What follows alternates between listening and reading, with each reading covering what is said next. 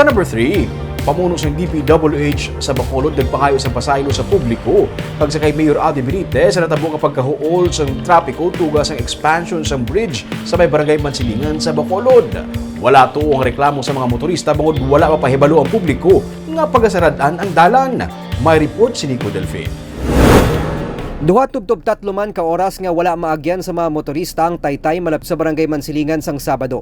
Halos kadamaan nga mga motorista na ayawan pagpangita sang dalan nga maagyan bangod sang nagguot man ang lakat sang trapiko. Tungod sang perwisyo nangayo na sang pasaylo si DPWH Bacolod District Engineer Abraham Villarreal sa publiko kag sa kay Mayor Albi Benitez kag nagpasalig sang mas hugot nga coordination agod mapaiway ang kasubo nga hitabo. Pathag ni Villarreal, 3 kaadlaw antes ginsugura ng bridge expansion project, nagpahibalo sila sa Bacolod Traffic Authority Office. Holding sacrifice na. We even posted beforehand billboards announcing to the public of this election so that they may know how where to be told.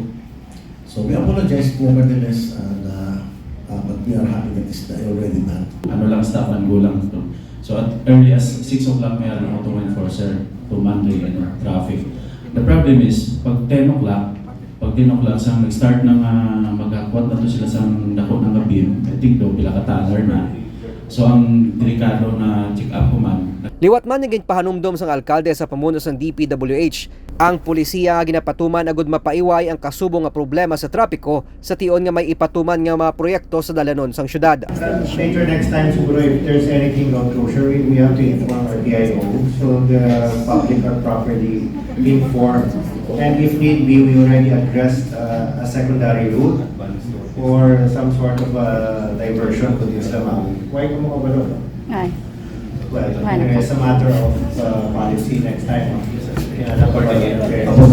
May natalana pa nga bridge repair project ng DPWH sa area sang Bakyas sa Mansilingan sa masunod nga binulan.